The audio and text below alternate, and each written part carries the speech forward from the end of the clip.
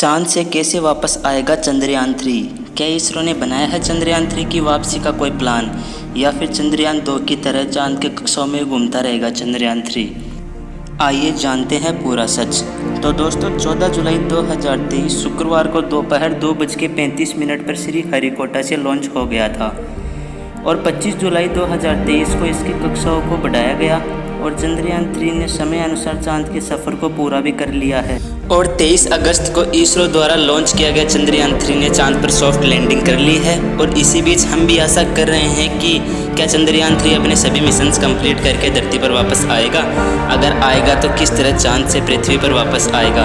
आज इस वीडियो में हम चांद से धरती के बीच के सफ़र को समझेंगे, तो पूरा वीडियो ज़रूर देखिएगा।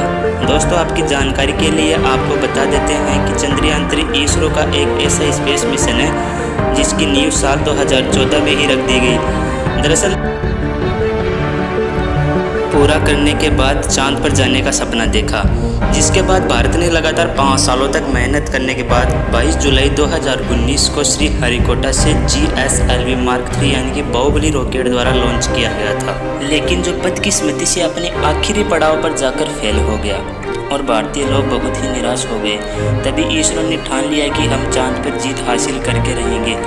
और फिर 4 साल लगातार मेहनत करने के बाद इसरो ने 14 जुलाई 2023 को चंद्रयान-3 लॉन्च किया और हमें यकीन है कि चंद्रयान-3 अपने सभी मिशंस कंप्लीट करने में सक्षम है। और उससे पहले खुशी इस बात की है कि चंद्रयान-3 ने अपने 14 दिन के सफ़र को भी सफलतापूर्वक तय कर लिया है। लेकिन क्या चंद्रयान-3 धरती पर वापस आएगा? इसे जानने से पहले यह जान लेते हैं कि चीन और अमेरिका ने धरती पर कैसे वापसी की थी। तो आपको बता दें कि चांद पर जाकर धरती पर वापस आने की प्रक्रिया सबसे पहले अमेरिकी स्पेस एजेंसी नासा ने तब की थी जब अपोलो 11 मिशन के दौरान अंतरिक्ष यात्रियों के चांद पर भेजा था। 11 जुलाई 1969 को नासा के सैटर्न 5 रॉकेट से अपोलो 11 को चांद पर जाने के लिए तैयार किया गया था और 21 जुलाई 1969 अपोलो 11 के लैंडर को चांद की धरती पर सुरक्षित लैंडिंग करवा चुका था और जिससे एस्ट्रोनॉट नील आर्मस्ट्रॉन्ग और बज एल्ड्रिन ने पहली बार चांद पर कदम रखा था।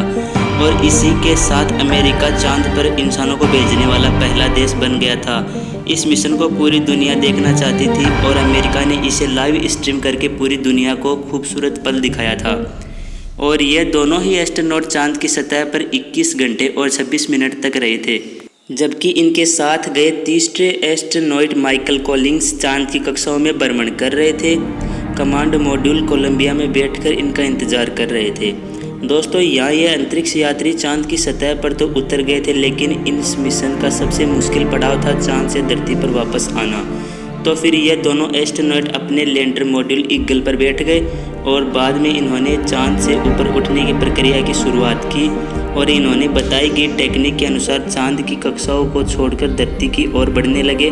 और जैसे ही वह धरती की ओर गुरुत्वाकर्षण सीमा में दाखिल हुआ, वैसे ही ग्रेविटी की वजह से स्पेसक्राफ्ट तेज़ी से धरती की ओर बढ़ने लगा। और जब भी कोई स्पेसक्राफ्ट धरती की ओर तेज़ी से बढ़ता है तो घर्षण की वजह से काफ़ी हीट पैदा होती है, जिसके लिए स्पेसक्राफ्ट की बाहरी दीवारों पर हीट रेजिस्टेंस ब्लॉक लगाए जाते हैं, जिससे अंदर बैठे एस्ट्रोनॉट को कोई खतरा नहीं होता है।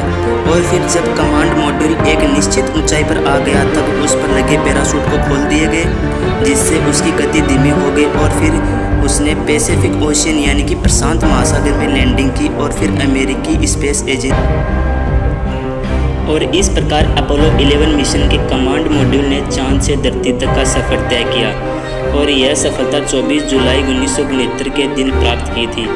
अब दोस्तों आप कहेंगे कि यह तो बहुत वर्षों पुरानी बात है, तो आपको बता दें कि 2020 में चीन ने भी यही मूल मिशन चैंग E5 को भी लॉन्च किया था, जिससे लगे लैंडर का काम था कि चांद की सतह पर सॉफ्ट लैंडिंग करना और अपने टेक्निकल पार्ट्स की मदद से लूनर सैंपल कलेक्ट करके धरती पर भेजना। और फिर चीन ने भी वापस लौटने के लिए इसी तकनीक का इस्तेमाल किया था। और चीन के इस मिशन की लॉन्चिंग 23 नवंबर और 16 दिसंबर 2020 को इसने धरती पर लैंडिंग की थी। और दोस्तों अब हम बात करते हैं हमारे मिशन यानी कि चंद्रयान-3 की।